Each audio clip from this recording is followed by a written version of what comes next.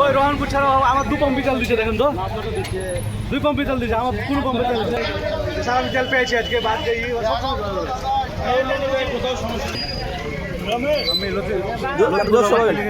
আমি লতিফুর রহমান ফিলিং স্টেশনের স্বত্বাধিকারী। আমি সুষ্ঠুভাবে যেটুকু তেল পাচ্ছি সুষ্ঠুভাবে সবার মাধ্যমে বিতরণ করছি।